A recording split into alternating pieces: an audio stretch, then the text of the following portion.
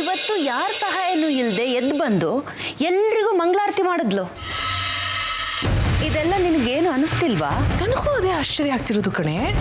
ಅಲ್ಲ, ಒಂದು ಹೆಜ್ಜೆ ಎತ್ತಿಡೋಕ್ಕೂ ಆಗದಿರೋ ಮುದುಕಿ ತಾನಾಗೆ ರೂಮಿಂದ ಹೊರಗಡೆ ಬರೋದು ಅಂದ್ರೇನು? ನಮ್ಮ ಮಾತನ್ನ ಕೇಳಿಸ್ಕೊಂಡು ನಮ್ಮ ಮೇಲೆ ಬುಸ್ಕೊಡೋದು ಅಂದ್ರೇನು?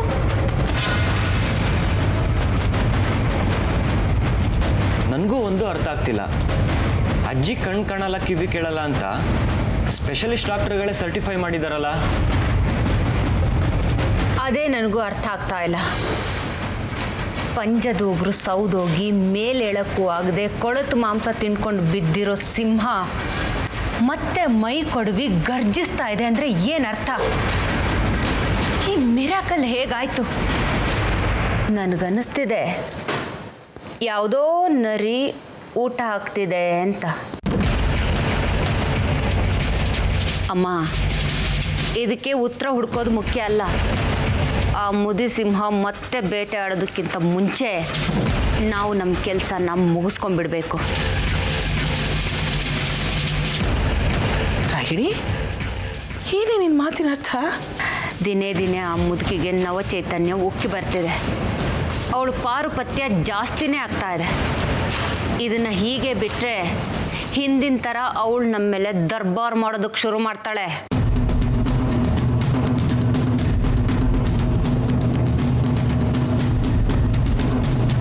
ಅಮ್ಮ, ನಿನ್ನ ಸೊಸೆಗೆ ಪೂಸಿ ಹೊಡೆದು ಅವಳನ್ನೇ ನೆಚ್ಕೊಂಡಿದ್ರೆ ನಮ್ಮ ಕೈಗೆ ಕಿಲುಪ್ ಕಾಸು ಕೂಡ ಸಿಗಲ್ಲ.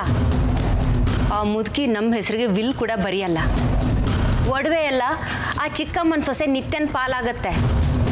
ಆಸ್ತಿ ಚಿಕ್ಕಮ್ಮ ಹೊಡ್ಕೊಂಡು ಹೋಗ್ಬಿಡ್ತಾರೆ. ಅದಕ್ಕೇನು ಮಾಡಬೇಕು ಅಂತೀಯಾ? ನಿನ್ನ ಸೊಸೆನ ಕೈ ಬಿಟ್ಟು ಆ ಮುದುಕಿ ಆಸ್ತಿನ ನಮ್ದಾಗ ಮಾಡ್ಕೊಳ್ಳೋ ದಾರಿನ ನಾವೇ ಹುಡ್ಕೋಬೇಕು. ಅದು ತಕ್ಷಣಕ್ಕಾದರೆ ಒಳ್ಳೆಯದು. ನಾಳೆ ದಿನ ಏನಾಗುತ್ತೋ ಗೊತ್ತಿಲ್ಲ. ಕಾದಷ್ಟು ಅಪಾಯ ನಮಗೆ ಅಮ್ಮ. ಅದು ಹೇಗೆ ಸಾಧ್ಯ ರಾಗಿಣಿ? ಅಬ್ಬಾಮಿನಿ ಕಣ್ಣಲ್ಲಿ ಕಣ್ಣಿಟ್ಟು ಹತ್ತಿನ ಥರ ಕಾಯ್ತಿದ್ದಾಳಲ್ಲ.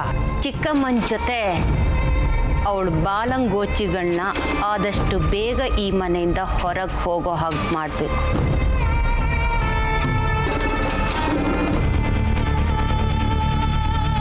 ಮನೆಯಿಂದ ಹೊರಗಡೆ ಹೋಗೋ ಹಾಗೆ ಮಾಡೋದಾ? ಅದು ಹೇಗೆ ಅಮ್ಮ? ಡೋಂಟ್ ವರಿ, ಅದಕ್ಕೂ ನನ್ನ ಹತ್ರ ಒಂದು ಸೂಪರ್ ಆಗಿರೋ ಐಡಿಯಾ ಇದೆ. ಶಶಾಂಕ್, ನೀನಿಲ್ಲೇ ಇರು. ಅಮ್ಮ, ನೀನು ನನ್ನ ಜೊತೆ ನಡಿ.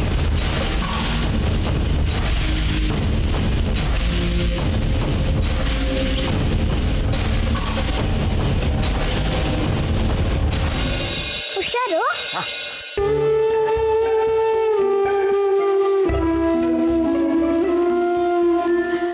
ನಿಧಾನ ಕೂತ್ಕೊಳ್ಳಿ.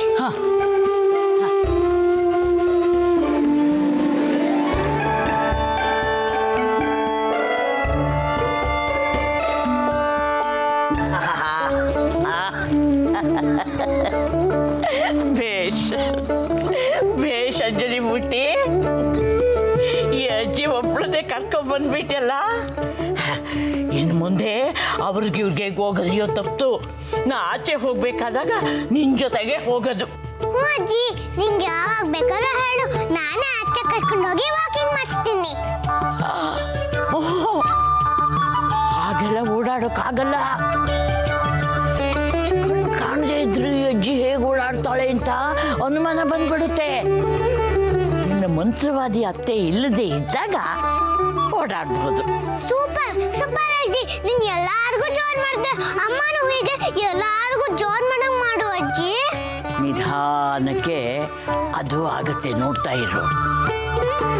ಬಂಗಾರಿ, ನೀ ನಂಗೆ ತುಂಬ ಸಹಾಯ ಮಾಡಿದೀಯಾ. ನಾನು ನಿಂಗೊಂದು ಕತೆ ಹೇಳ?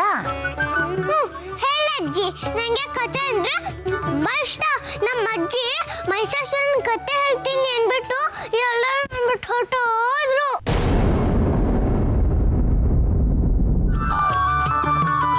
ಹೋಗ್ಲಿ ಬಿಡು, ನಾನು ನಿಂಗೆ ಬೇರೆ ಕತೆ ಹೇಳ್ತೀನಿ. ಒಂದೂರಲ್ಲಿ ಒಬ್ಬ ರಾಜ ಇದ್ದ. ಅವನಿಗೆ ಇಬ್ಬರು ಹೆಂಡತಿಯರಿದ್ರು. ಒಬ್ಬಳು ಸುಖದ ರಾಣಿ, ಇನ್ನೊಬ್ಳು ದುಃಖದ ರಾಣಿ. ದುಃಖದ ರಾಣಿಗೆ ಯಾವಾಗಲೂ ದುಃಖನೇ ತುಂಬಿತ್ತು. ಅಯ್ಯೋ ಹೋಗಜ್ಜಿ, ಈ ಕತೆ ಬೇಡ. ಯಾಕೆ ಯಾಕೆ ಬಂಗಾರ? ನಿಂಗ್ ಬರೀ ಅಳೋಕತ್ತನೆ ಗೊತ್ತಿರೋದಾ? ಅಮ್ಮನೂ ಅಳ್ತಿದ್ಲು, ನಮ್ಮಮ್ಮ ನನ್ನ ಬಿಟ್ಟೋದ್ಲು ಅಂತ ನಾನು ಅಳ್ತಿದ್ದೆ. ನಿಂಗ್ ಬರೀ ಅಳೋಕತ್ತನೆ ಗೊತ್ತಾ? ಲಡ್ಡು ಅಣ್ಣ ನಾನು ಎಷ್ಟು ನಗ್ಸ್ತಿದ್ದ ಗೊತ್ತಾ? ಓ, ನಿಂಗೆ ನಗಿಸೋ ಕಥೆ ಬೇಕಾ? ಹೇಳ್ತೀನಿ. ಹಿಂದೆ ಕೃಷ್ಣದೇವರಾಯ ಅಂತ ಒಬ್ಬ ರಾಜ ಇದ್ದ. ಅವನ ಹತ್ರ ತೆನಾಲಿ ರಾಮಕೃಷ್ಣ ಅಂತ ಒಬ್ಬ ವಿದೂಷಕ ಇದ್ದ. ಅವನು ಎಲ್ಲಾನು ನಗಿಸ್ತಿದ್ದ ಅಂದ್ರೆ ಅಷ್ಟು ನಗಿಸ್ತಿದ್ದ. ಒಂದ್ಸಲ ಏನಾಯ್ತು, ಬೆಳಗ್ಗೆ ಕುದುರೆ ಮೇಲೆ ರಾಜ ಟಕಟಕೂಟ ಬರ್ತಾ ಇದ್ದಂತೆ.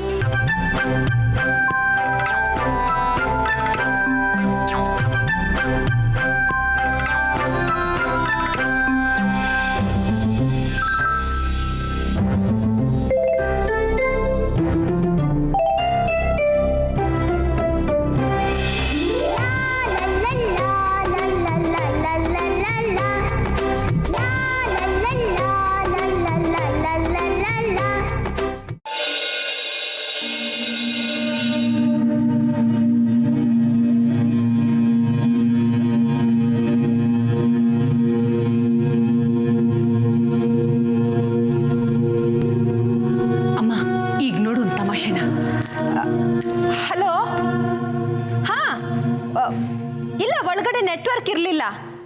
ಈಗ ಕೇಳಿಸ್ತಿದ್ಯಾ?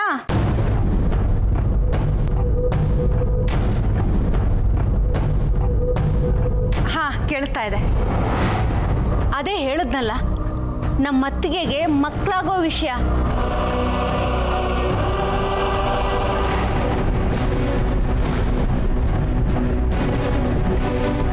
ತಿಪ್ಟೂರ್ ಹತ್ರ ಲಕ್ಷ್ಮೀ ನರಸಿಂಹಸ್ವಾಮಿ ದೇವ್ರಾ? ಆ ದೇವ್ರು ಅಷ್ಟೊಂದು ಮಹಿಮೆ ಇರೋ ದೇವ್ರಾ?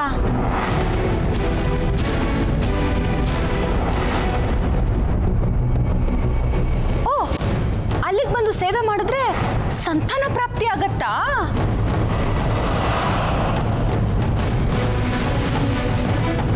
ಹಾಗಾದ್ರೆ ನಮ್ಮ ಅತ್ತಿಗೆಗೂ ಮಕ್ಕಳಾಗತ್ತೆ ಅಲ್ವಾ?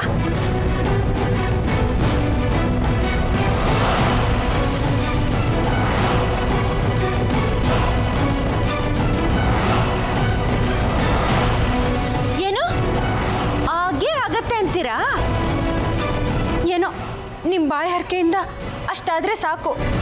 ನಮ್ಮ ಅತ್ತಿಗೆ ಜೀವನದಲ್ಲಿ ತುಂಬಾನೇ ನೊಂದಿದ್ದಾರೆ. ಈಗಲೂ ಅವ್ರಿಗೆ ಮಕ್ಕಳಾಗಲಿಲ್ಲ ಅಂದರೆ ಅವ್ರ ಪ್ರಾಣನೇ ಹೊರಟೋಗುತ್ತೆ. ನಾವು ನಿಮ್ಮನ್ನೇ ನಂಬಿದ್ದೀವಿ ನೋಡಿ. ಈ ವರ್ಷ ನಮ್ಮ ಅತ್ತಿಗೆಗೆ ಮಗು ಆಗಲೇಬೇಕು. ಅದಕ್ಕೋಸ್ಕರ ಎಷ್ಟು ಖರ್ಚಾದರೂ ಪರವಾಗಿಲ್ಲ, ದೇವ್ರ ಸೇವೆಗೆ ಎಷ್ಟು ಖರ್ಚಾದರೂ ಪರವಾಗಿಲ್ಲ.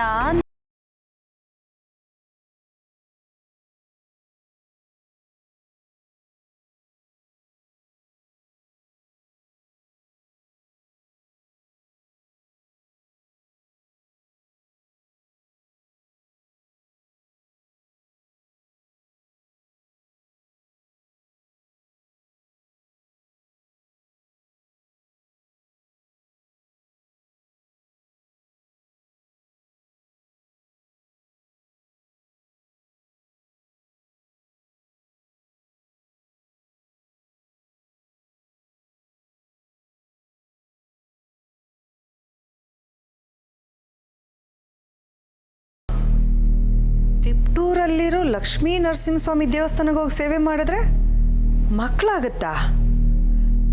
ಅಯ್ಯೋ, ನನಗೆ ಈ ವಿಷಯನೇ ಗೊತ್ತಿರಲಿಲ್ವೇ. ಈ ರಾಗಿಣಿ ಯಶೋದೆಗೆ ಮಕ್ಕಳಾಗಬೇಕು ಅಂತ ಏನೆಲ್ಲ ಸರ್ಕಸ್ ಮಾಡ್ತಿದ್ದಾಳೆ. ನನಗೆ ಗೊತ್ತಿಲ್ವಾ?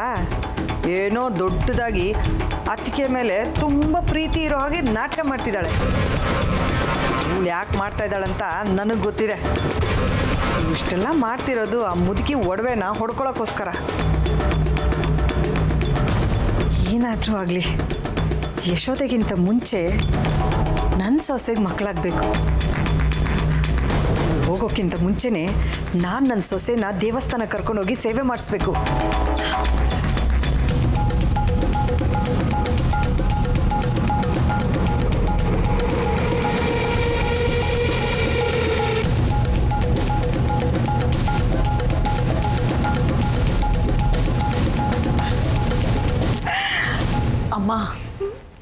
ಕುರಿ ಹಳ್ಳಕ್ಕೆ ಬಿತ್ತು. ನೋಡ್ತಿರು, ಇನ್ಮೇಲೆ ನಮ್ಮ ಕೆಲಸ ಮಾಡೋದಕ್ಕೆ ಯಾವ ಅಡ್ಡಿ ಆತಂಕನೂ ಇರಲ್ಲ.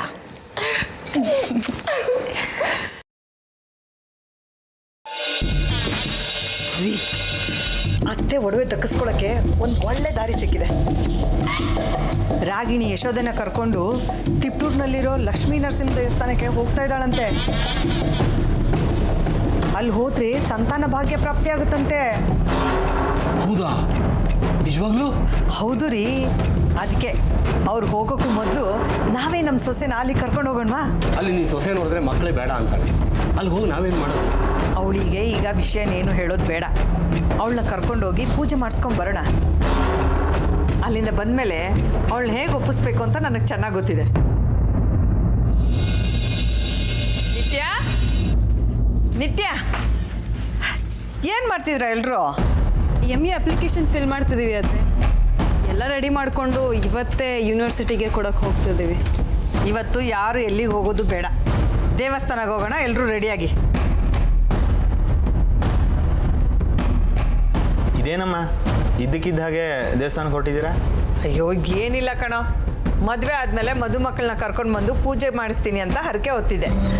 ಈ ಮನೆ ಬದಲಾಯಿಸೋ ಓಡಾಟದಲ್ಲಿ ಎಲ್ಲ ಮರ್ತೋಯ್ತು ನೋಡು, ಅದಕ್ಕೆ. ಹೌದು ಕಣೋ, ಮನಸ್ಸಿಗೆ ಬಂದಮೇಲೆ ಯಾವುದೇ ಕಾರಣಕ್ಕೂ ಅದನ್ನು ಮುಂದೂಡಬಾರ್ದು. ನೀವೆಲ್ಲ ಬೇಗ ರೆಡಿಯಾಗಿ ದೇವಸ್ಥಾನಕ್ಕೆ ಹೋಗಿ ಹರಕೆ ತೀರಿಸ್ಕೊಂಡ್ಬಂದ್ಬಿಡೋಣ.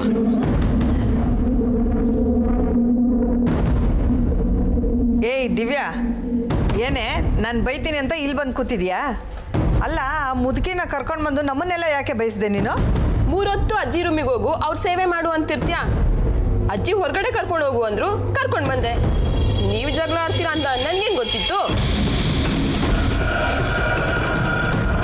ನಮ್ಮ ಗ್ರಹಚಾರ ಕೆಟ್ಟಿದ್ದಕ್ಕೆ ಅವಳನ್ನ ಯಾಕೆ ದೂಷಿಸ್ತೀಯಾ? ದಿವ್ಯಾ, ನೀನು ರೆಡಿಯಾಗಮ್ಮ.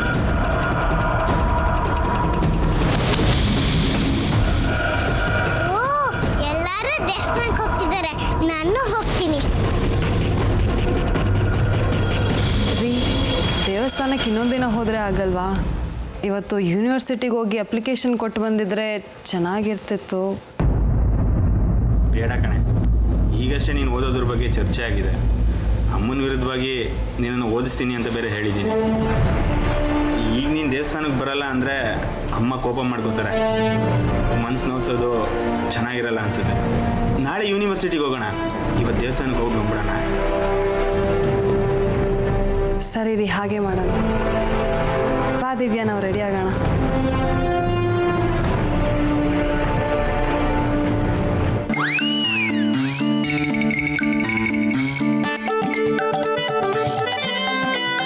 ನನ್ನ ದೇವಸ್ಥಾನಕ್ಕೆ ಕರ್ಕೊಂಡೋಗಿ ಪ್ಲೀಸ್, ಪ್ಲೀಸ್, ಪ್ಲೀಸ್. ನನ್ನ ದೇವಸ್ಥಾನಕ್ಕೆ ಕರ್ಕೊಂಡೋಗಿ, ನನ್ನ ಕರ್ಕೊಂಡೋಗಿ ಪ್ಲೀಸ್, ಪ್ಲೀಸ್. ನನ್ನ ಕರ್ಕೊಂಡೋಗಿ ಪ್ಲೀಸ್.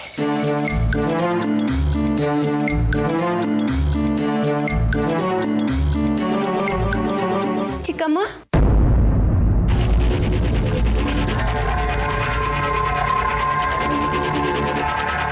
ಅಯ್ಯಯ್ಯೋ, ಮಂತ್ರವಾದಿತ್ತೆ ಇಲ್ಲೇ ಬಂದ್ಬಿಟ್ರಲ್ಲಪ್ಪ. ಛೇ, ಅಭಿಷೇಕನ ತಂದು ಒಳ್ಳೆ ಕೆಲ್ಸಕ್ಕೆ ಹೋಗುವಾಗ 2 ಗೂಬೆಗಳು ಅಡ್ಡ ಬಂದವು.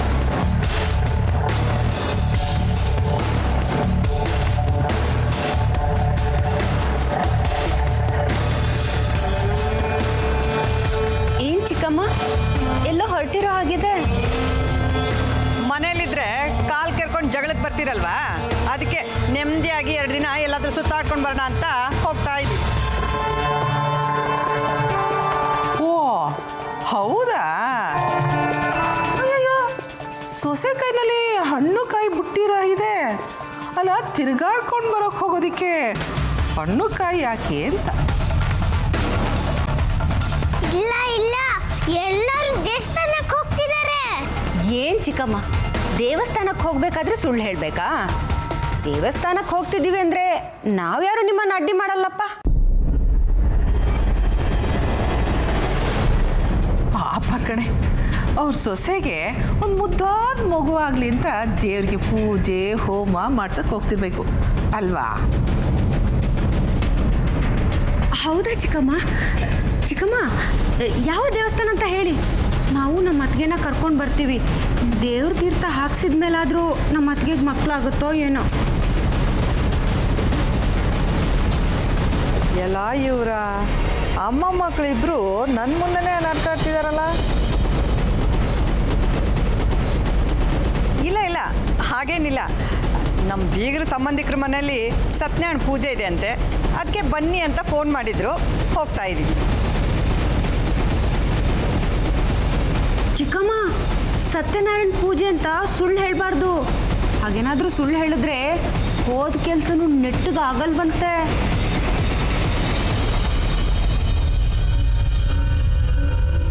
ರಾಗಿಣಿ, ಏನಿದು ಕೊಯ್ರಿ? ಎಲ್ಲಿಗೋ ಹೊರಟಿದ್ದೀವಿ, ನಿಂಗೆ ಯಾಕೆ ಅದೆಲ್ಲ? ಒಳ್ಳೆ ಕೆಲಸ ಹೊರಟಾಗ ಬಾಯಿಗೆ ಬಂದಾಗ ಮಾತಾಡಬೇಡ, ದಾರಿ ಬಿಡು.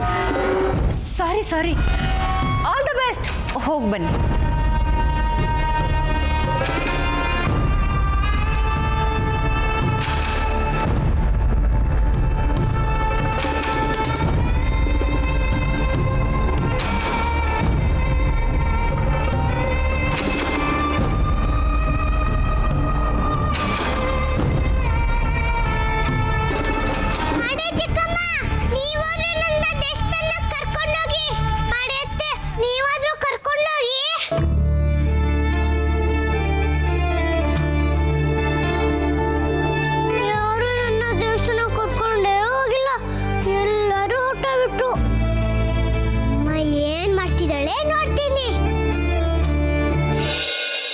ಅಮ್ಮ, ಕುರಿಗಳೆಲ್ಲ ಹಳ್ಳಕ್ಕೆ ಬಿದ್ದಾಯ್ತು. ಅವ್ರು ವಾಪಸ್ ಹೋಗಿ ಬರೋದ್ರೊಳಗಡೆ ನಾವು ನಮ್ಮ ಕೆಲಸನ ಮುಗಿಸ್ಬಿಡ್ಬೇಕು. ಬಾಮ್ಮ.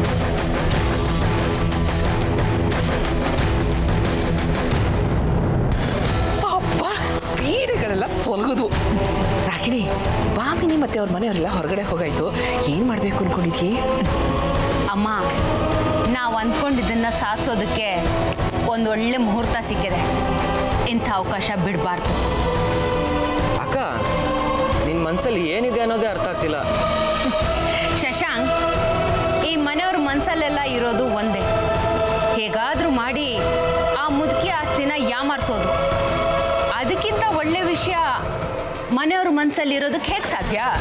ಏ ಹುಚ್ಚಿ, ಭಾಮಿನಿ ಮತ್ತೆ ಅವ್ರ ಮನೆಯವರೆಲ್ಲ ಹೊರಗಡೆ ಹೋದ ತಕ್ಷಣ ಮುದುಕಿ ನೀನು ಕರ್ ಕೂರಿಸ್ಕೊಂಡು ಆಸ್ತಿನೆಲ್ಲ ನಿನ್ನ ಹೆಸರು ಬರ್ಕೊಟ್ಬಿಡ್ತಾಳೆ ಅನ್ಕೊಂಡಿದ್ಯಾ? ಅದು ಅಲ್ಲದೆ ಈಗ ಏಕೈಕಿ ಡಾಕ್ಯುಮೆಂಟ್ಸ್ ಎಲ್ಲ ರೆಡಿ ಮಾಡಿ ಅಜ್ಜಿ ಕೈಲಿ ಆಸ್ತಿ ಬರ್ಸ್ಕೊಳ್ಳೋದಾದ್ರೆ ಹೇಗಕ್ಕ? ಬದುಕಿರೋವಾಗಲೇ ಡೆತ್ ಸರ್ಟಿಫಿಕೇಟ್ ಬರ್ದಿಡೋ ಕಾಲ ಇದು. ಅಂಥದ್ರಲ್ಲಿ ಇದನ್ನೆಲ್ಲ ಯೋಚನೆ ಮಾಡದೆ ಇರ್ತೀನ ನಾನು?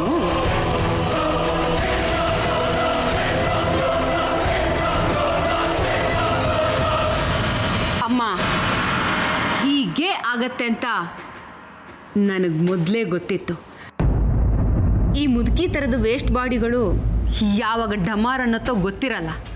ಅದಕ್ಕೆ ಮನೆಯಲ್ಲೊಂದು ಡಾಕ್ಯುಮೆಂಟು, ಕ್ರಿಮಿಟೋರಿಯಂನಲ್ಲಿ ಒಂದು ಕಂಪಾರ್ಟ್ಮೆಂಟು, ಎರಡನ್ನೂ ರೆಡಿ ಮಾಡಿಟ್ಕೊಳ್ಳೋದು ಒಳ್ಳೆಯದು.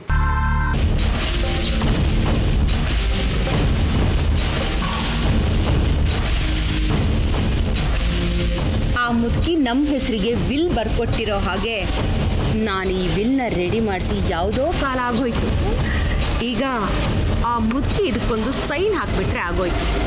ಮಿಕ್ಕಿದ್ದನ್ನು ನಾನು ನನ್ನ ಲಾಯರು ನೋಡ್ಕೋತೀವಿ. ಇದೇ ಸತ್ಯವತಿ ಅವರ ವಿಲ್, ಅಂದರೆ ಮರಣ ಶಾಸನ.